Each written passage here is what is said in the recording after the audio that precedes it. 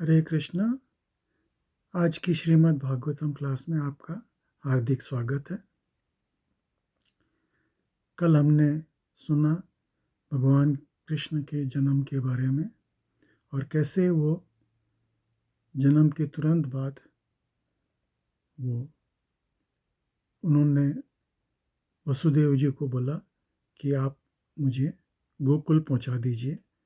तो नंद बाबा के घर पे उनको पहुंचा दिया गया। वहाँ पे वो यशोदा नंदन कृष्ण और देवकी नंदन कृष्ण दोनों आपस में एक में मिल गए।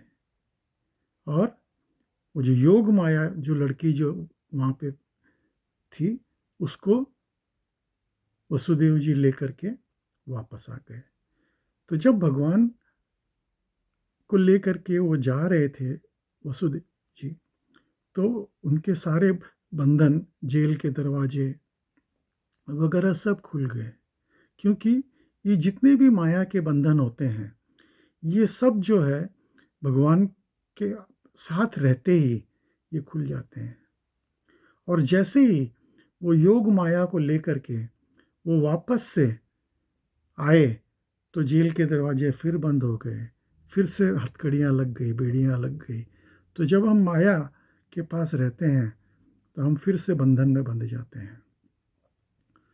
तो कृष्ण सूर्य सम, माया है अंधकार, जहाँ कृष्ण नहीं वहाँ माया रहा अधिकार। तो हमको हमेशा कृष्ण को जब हम याद रखेंगे, जब हम कृष्ण के साथ रहेंगे, हमेशा कृष्ण की सेवा में लगे रहेंगे, तो हमको माया नहीं व्याप्त होगी। तो माया से बचने के लिए हमको हमेशा कृष्ण को याद करते रहना चाहिए। कैसे? हरे कृष्णा कृष्ण कृष्ण हरे हरे, हरे राम राम राम हरे हरे। तो इस तरह से जब हम भगवान के नाम में व्याप्त रहेंगे तो हमको माया कभी नहीं पकड़ेगी और कभी भी हम बंधन में, इस भव सागर के बंधन में नहीं फंसेंगे। तो इधर कंस को मालूम पड़ता है भगवान तो रोए नहीं, क्योंकि भगवान को तो वहाँ जाना था गोकुल। और जैसे ही वो योग माया इधर पहुँची, जेल में सब पहुँचने के बाद वो रोई जोर से, तो तुरंत कंस को खबर पहुँच गई कि बच्चा हो गया, बच्चा हो गया। और इधर कंस तो वेट ही कर रहा था और उसने फटाफट वो जो है अपना तलवार लेकर के पहुँचा। तो देव की माता ने उसको बोला भैया ये तो लड़की है, इसको छोड़ दो। तुम्हारे को तो ये हुआ था ना कि लड़का। बोला ना ना, ये सब देवताओं की चाल है, मैं छोड़ने वाला नहीं हूँ।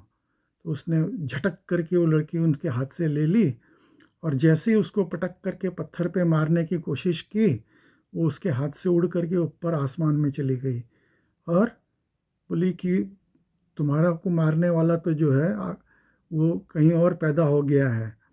तो वो जो है वो दुर्गा थी वो तो, और उसने दुर्गा का रूप बना लिया और उसने कंस को ये बोल दिया कि तुम्हारा को मारने वाला तो कहीं और हो गया है।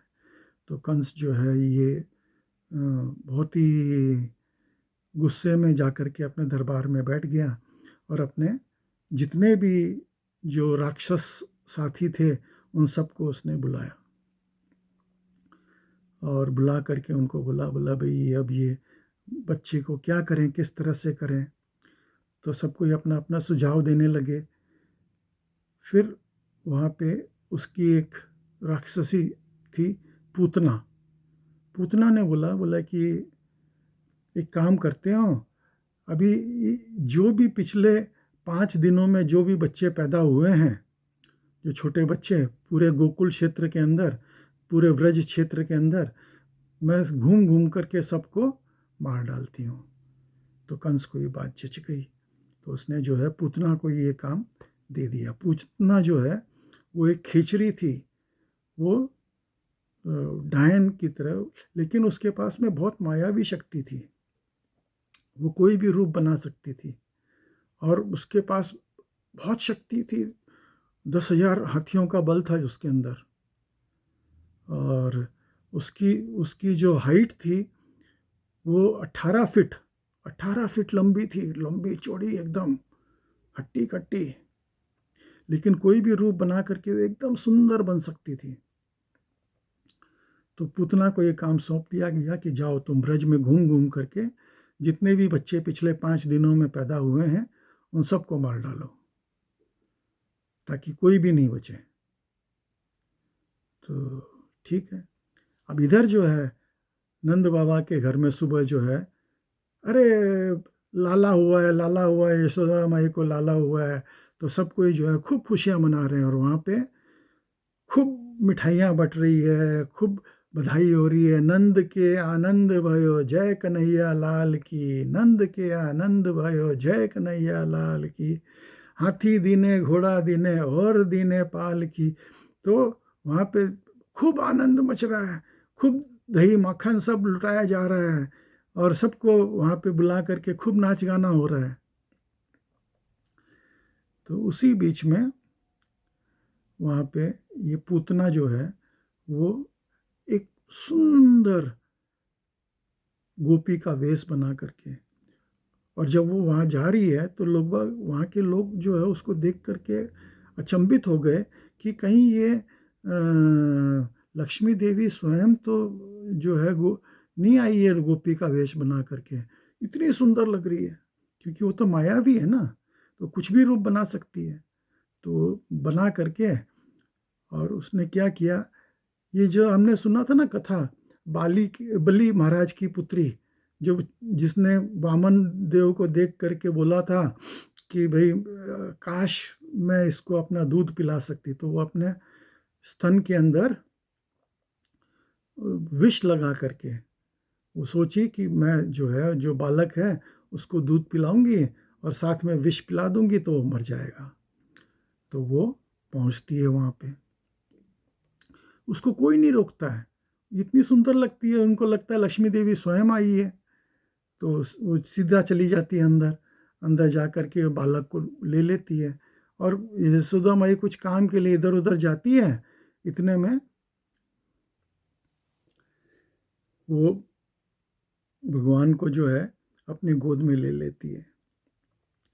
भगवान जो है उसको देख करके एक बार अपनी आंखें बंद कर लेते हैं। अब आचार्यगण इसकी टीका करते हैं कि कोई बोलता है कि भगवान जो है डर के मारे आंखें बंद कर लिए, कोई बोलता है बोले भगवान सोच रहे हैं बोले यार राम अवतार के अंदर में भी सबसे पहले मैंने एक स्त्री का ही वध किया था, ताड़का का, अभी यहाँ पे भी ये स्त्री का ही वध करना पड़ेगा पहले, ये क्या बात हुई। फिर वो देखिए कि भाई मैं तो मक्खन मिश्री खाने वाला आदमी हूँ, ये मैं कहाँ ये विष के चक्कर में पड़ गया। तो वो कोई बोलता है कि भाई वो ध्यान लगा करके शिव जी को याद कर रहे थे कि भाई आप आओ, ये काम आप करो, विष आप पी लो, बाद में दूध मैं पी लूँगा। तो इस तरह से आचार्यगण अपनी अपनी टीका लिखते हैं। तो खैर वो पूतना ने मौका देख करके भगवान को अपना दूध पिलाया। तो भगवान जो है वो उसके दूध के साथ में उसका प्राण भी खींच लिए। तो जब उसको दर्द होने लगा तो बोला छोड़ो छोड़ो छोड़ो मुझे, छोड़ो मुझे, छोड़ो। और वो लेकर के भागी भागी। तो उसका असली रूप जो है 18 फीट लंबा, वो लंबी चौड़ी एकदम, और भागी बाहर। और लोग बाग बोले अरे कान्हा कहाँ गया, कान्हा कहाँ गया। तो उसको लेकर के जा कर के अब भगवान ने उसके प्राण हर लिए और वो गिर पड़ी। भगवान अभी भी उसके छाती पे दूध पी रहे हैं आराम से। लोग बाग ढूंढते ढूंढते पहुंचे, बोले अरे ये राक्षसी है यहाँ पे। वो कान्हा तो ऊपर है, उसको उठा करके लाए। यशोदा मैया ने उस झाड़ फूंक करवाया, गाय की पूंछ जो है उसके सर पे घुमाई, और बहुत दान वान दे, अरे भगवान ने बचा लिया। भगवान, अरे वो खुद ही भगवान है, लोग बाग समझते नहीं है।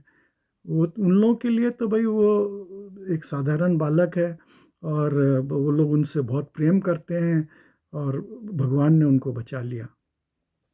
मतलब भगवान की बड़ी कृपा है, देवताओं की बड़ी कृपा है कि इनको बचा लिया।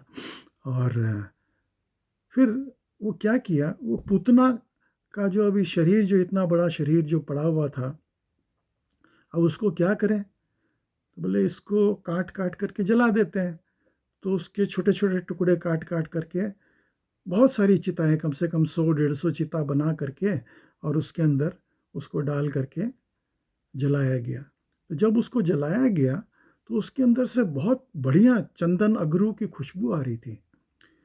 तो ऐसी क्यों आ रही थी? बोला क्योंकि भगवान ने उनका दूध पिया था, भगवान ने उनको छुआ था, इसके लिए उसमें से चंदन अगरू की खुशबू आ रही थी। और क्योंकि वो इसकी भावना थी भगवान के दूध पिलाने की, तो भगवान ने उसको जो है गति दी अपने दाई माँ की, दाई माँ की, अपने अपने धाम में, निज धाम के अंदर दाई माँ की गति दी। भगवान इतने दयालु हैं, वो ये नहीं देखते हैं कि वो विष पिलाने आई थी, वो ये देखते हैं कि वो दूध पिलाने आई थी। तो कभी भी भगवान अवगुण नहीं देखते हैं। आप अगर भगवान की कोई भी सेवा करते हो, तो अगर कोई त्रुटि भी रह जाए तो भगवान उसको माफ़ कर देते हैं। लेकिन अगर आपने कोई सेवा भगवान को सच्चे मन से करी है, तो भगवान जो है उस सेवा को ग्रहण करते हैं। तो इसी तरह से पूतना की सेवा को ग्रहण करके और उसको अपनी माँ की गति दी, दाई माँ की, और उसको अपने धाम में, निज धाम में पहुंचा दिया। तो भगवान किम वा दयालु, भगवान जो है इतने दयालु हैं। अहो बकी हम स्तन कालकूटम, अपने स्तन के अंदर जिसने कालकूट विष मिला करके आई थी भगवान को पिलाने के लिए, उनको जिसको जो है धात्री की गति दे दी। भगवान इतने दयालु हैं।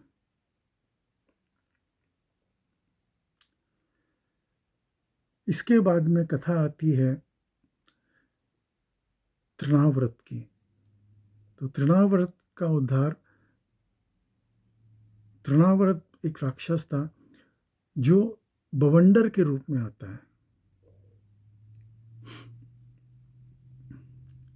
अभी पूतना भी जो है वो एक तरह से फॉल्स गुरु, नकली गुरु। नकली गुरु क्या होता है? हमको दिखाता तो ये है कि भाई ये अच्छी अच्छी चीज़ें, जैसे पूतना बहुत सज करके आई थी, लेकिन क्या करते हैं, विष देने के लिए आई थी। तो जो नकली गुरु हैं, इसीलिए हमको प्रमाणिक गुरु की शरण में जाने के लिए कहा गया है कि अगर आप नकली गुरु के चक्कर में अटक जाओगे तो आप भगवान तक नहीं पहुंच पाओगे। आप प्रमाणिक गुरु, इसीलिए प्रमाणिक गुरु ढूंढना है कि सुंदर तो लगेंगे नकली गुरु आपको बहला फुसला करके, लेकिन वो विष पिला देंगे आप। ये जो शास्त्र जो है वो असली अमृत है, लेकिन उस अमृत के अंदर थोड़ा सा नमक मट्टी डाल दो तो उसका टेस्ट कैसा खराब हो जाएगा। उसी तरह से ये नकली गुरु जो हैं वो आपको जहर पिला देंगे। तो कभी भी हमको नकली गुरु के चक्कर में नहीं पड़ना चाहिए। हमको हमेशा जो है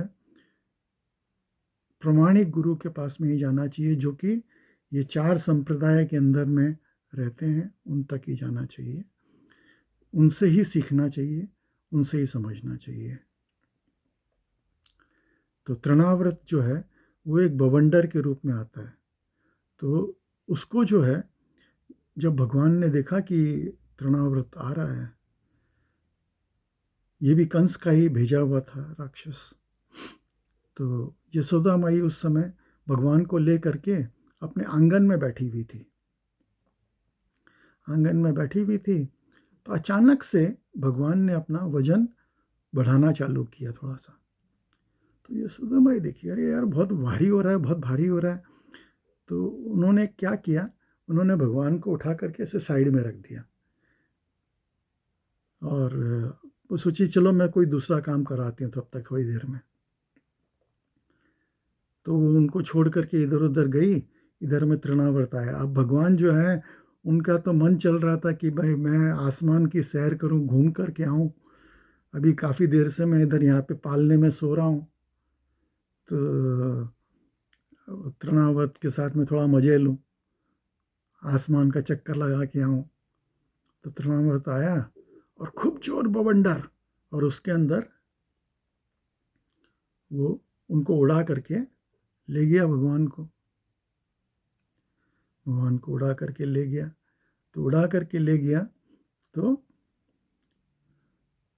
भगवान जो है पहले तो खूब मज़ा लिए, इधर उधर सब घूमे, देखे, आनंद लिया घूमने का।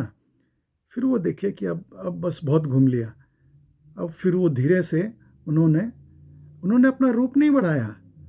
भगवान ने जो भी काम, जितने भी राक्षस को मारे, उसके लिए उन्होंने अपना रूप को बढ़ाने की कोई ज़रूरत ही नहीं थी। बस खाली जरा सा, हल्का सा, कोई ताकत भी नहीं लगाया। वो हल्का सा उसका गला दबाने लगे तो उसकी सांस फूलने लगी तृणावर्त की। बोला अरे छोड़ो, अरे छोड़ो, अरे छोड़ो। सांस फूलने लगी तो वो धम से गिरा ऊपर से नीचे और वो मर गया। तो इस तरह से भगवान ने तृणाव्रत का उद्धार किया। देवतागण प्रकट होकर के भगवान के ऊपर फूल चढ़ाने लगे। तो तृणाव्रत का उद्धार हुआ। तो यशोदा मैया देखी, अरे इतना बड़ा राक्षस। तो वो लोग सब आए, भगवान को ले गए, झाड़ फूंक करवाया, गाय का पूंछ उनके सर पे घुमाया, बहुत दान दक्षिणा वगैरह सब दिया ब्राह्मणों को। और भगवान को मैया ने अपना दूध पिलाया। बोला अरे मेरा लाला ठीक तो है ना, दूध तो पी रहा है ना। तो इस तरह से उसका खूब अवगत किया। तो इस तरह से तृणाव्रत का उद्धार हुआ। तो आज की श्रीमद् भागवतम क्लास में आप लोग सब सम्मिलित हुए, उसके लिए बहुत बहुत धन्यवाद। हरे कृष्णा।